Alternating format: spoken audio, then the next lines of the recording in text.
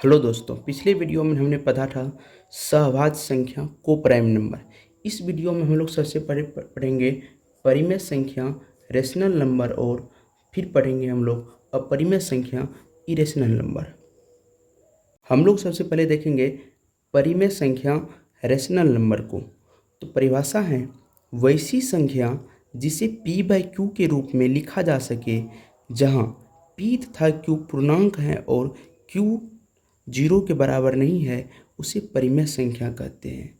यानी कि जिस संख्या को हम p/q के रूप में लिख सकते हैं जहाँ p भी क्या होगा, पूर्णांक होगा, और q भी क्या होगा, q भी हमारा पूर्णांक होगा, और q 0 नहीं होगा, उस संख्या को हम लोग परिमेय संख्या कहेंगे। यानी कि जिस संख्या को हम अंश बटे हर यानी कि नोमिनेटर बटे डिनोमिनेटर के रूप में लिख सकते हैं जहां अंश तथा हर दोनों पूर्णांक होगा परंतु हर 0 के बराबर नहीं होगा, उसे हम लोग परिमेय संख्या कहेंगे। तो एग्जाम्पल से हम लोग समझते हैं, जैसे में 3/2 परिमेय संख्या। 3/2 परिमेय संख्या क्यों है? क्योंकि इसको हम p/q की फॉर्म में लिख चुके हैं। यहाँ 3 क्या है, p है, और q क्या है, 2 है। p 3 भी क्या है, पूर्णांक है, 2 भी क्या है, पूर्णांक है, लेकिन नीचे में का जो q है यानी कि 2 है ये 0 के बराबर नहीं है, इसलिए ये हमारा क्या है, परिमेय संख्या है। उसी प्रकार यदि हम बात करेंगे -5/4 का, तो इसमें -5 क्या है, पूर्णांक है, और 4 भी क्या है, पूर्णांक है, और 4 क्या है यहाँ पर 0 के बराबर नहीं है, यानी कि ये भी हमारा क्या है, ये भी हमारा परिमेय संख्या है। उसी तरह से यदि हम बात करेंगे 3 का स्क्वायर यानी कि 9 के बारे में, तो 9 को हम 9/1 के रूप में लिख सकते हैं। यहाँ ये क्या है, पूर्णांक है, और ये भी क्या है, पूर्णांक, और ये हमारा नीचे वाला 0 के बराबर नहीं है, इसलिए ये भी हमारा क्या हो जाएगा, ये भी हमारा परिमेय संख्या है। और यदि हम बात करते हैं 0 को, तो 0 को हम 0/1 के रूप में लिख सकते हैं, जहाँ ऊपर में भी हमारा क्या पूर्णांक है 0, और नीचे में भी क्या पूर्णांक है, लेकिन नीचे में जो हमारा ये q है ये 0 के बराबर नहीं है, अतः 0 भी क्या है, 0 भी हमारा परिमेय संख्या। उसी प्रकार यदि हम -4 को लिखना चाहेंगे तो -4 को हम -4/1 के रूप में लिख सकते हैं। ये भी यहाँ पर -4 पूर्णांक है, और 1 भी हमारा क्या है, पूर्णांक है, और ये 0 के बराबर नहीं है, इसलिए क्या है, ये भी क्या हो जाएगा, ये भी हमारा क्या हो जाएगा, परिमेय संख्या हो जाएगा। उसी प्रकार यदि हम -0/5 को लिखना चाहेंगे, -0/5 को लिखना चाहेंगे तो इसको हम -5/10 के रूप में लिख सकते हैं। यहाँ पर -5 क्या है, हमारा पूर्णांक है, और 10 भी क्या है, पूर्णांक है, और ये 10 क्या है, 0 नहीं है, अतः ये भी हमारा क्या है, परिमेय संख्या है। उसी प्रकार यदि हम -1/8 को लिखेंगे तो दशमलव को हटाएंगे तो क्या हो जाएगा, यहाँ पर ये 18/10 हो जाएगा, ये भी पूर्णांक है, और ये भी पूर्णांक है, और ये 0 के बराबर नहीं है, यानी कि ये भी क्या है, परिमेय संख्या है। उसी प्रकार यदि हम 2.75 पर बार है इसको हम लिखेंगे तो ये हो जाएगा 275/99। ये कैसे होता है ये मैं आगे आने वाली वीडियो में आप लोगों को बताऊंगा। फिलहाल ये समझ लीजिए कि ये भी पूर्णांक है, और ये भी पूर्णांक है, और ये क्या है, 0 के बराबर नहीं है, इसलिए हमारा क्या हो जाएगा, परिमेय संख्या है। यानी किसी भी संख्या को इस रूप में लिखे कि ऊपर भी क्या आएगा, पूर्णांक आएगा, नीचे भी क्या आ जाएगा, नीचे भी पूर्णांक आएगा, लेकिन नीचे में सभी पूर्णांक आ सकता है लेकिन 0 नहीं आएगा, तब उसे क्या कहेंगे, तब उसे हम लोग परिमेय संख्या कहेंगे। ठीक है।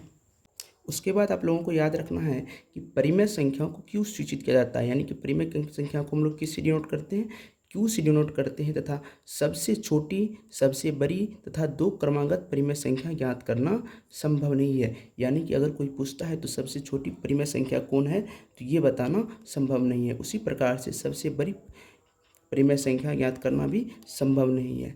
और 2 क्रमागत परिमेय संख्या यानी कि 3/2 के बाद अगला परिमेय संख्या कौन होगा, ये भी बताना संभव नहीं है। ठीक है, ये आप लोगों को याद रखना है। इसके बाद हम लोग देखेंगे अपरिमेय संख्या इरेशनल नंबर। परिभाषा है वैसी संख्या जिसे p/q के रूप में नहीं लिखा जा सके, जहाँ p तथा q पूर्णांक है और q 0 के बराबर नहीं है, उसे अपरिमेय संख्या कहते हैं। यानी कि दोस्तों वैसी संख्या जिसे हम लोग पूर्णांक बटे पूर्णांक के रूप में नहीं लिख सकते हैं, पूर्णांक बटे पूर्णांक के रूप में नहीं लिख सकते हैं, जहाँ नीचे क्या हो, 0 नहीं हो, उसे हम अपरिमेय संख्या कहते हैं।